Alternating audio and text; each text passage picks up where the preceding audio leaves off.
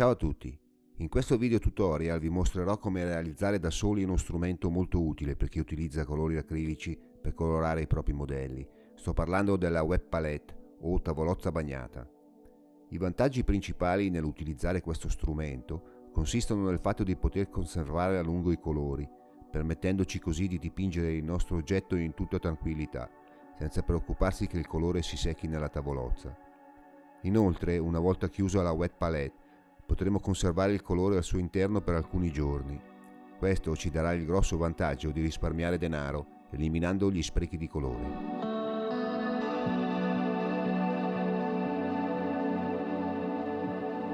Dunque, la prima cosa che ci serve è un contenitore di plastica. Io utilizzo questi contenitori per alimenti che potete trovare in tutti i supermercati o anche su Amazon. Alcuni hanno anche una chiusura ermetica con una guarnizione, ma questo non è indispensabile, basta che ci sia un coperchio per poter mantenere il colore fresco anche per alcuni giorni. La seconda cosa che ci serve è una spugnetta. Io utilizzo questi panni spugna di pulizia, che non sono troppo alti di spessore e quindi si adattano bene allo scopo. Infine avremo bisogno di un normale foglio di carta da forno.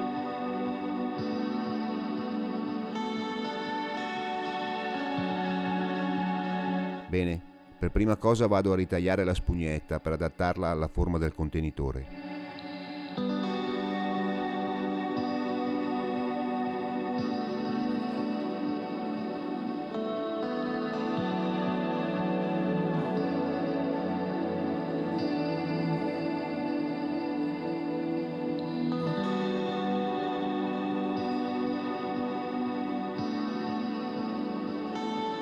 Vado ora a inserire la spugnetta sul fondo del contenitore.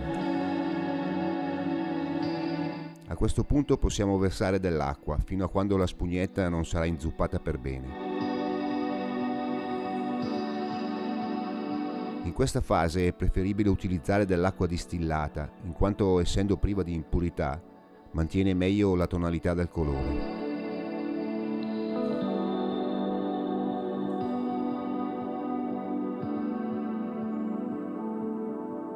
Una volta inzuppata bene la spugnetta, vado ad eliminare un po' l'eccesso di acqua.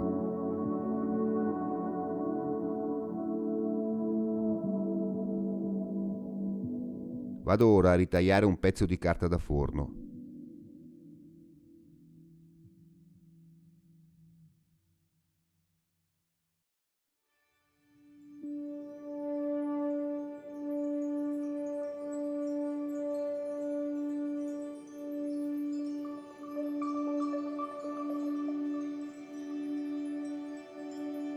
Verso qualche goccia d'acqua anche sopra la carta. Infine vado anche qui a rimuovere l'eccesso con un panno di carta. Bene, a questo punto la Wet Palette è pronta per essere utilizzata.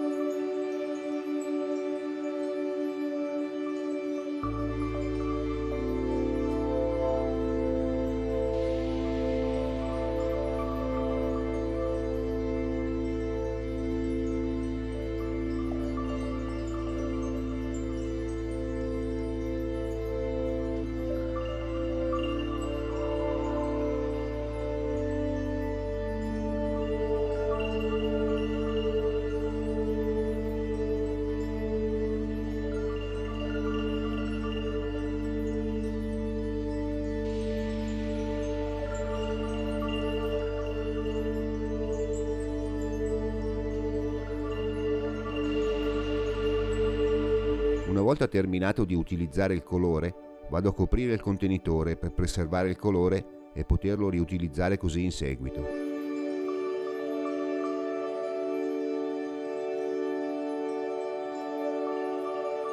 Sono passate più di 24 ore da quando ho terminato la sessione di pittura e come potete vedere il colore è ancora fresco e intatto, pronto per essere utilizzato di nuovo.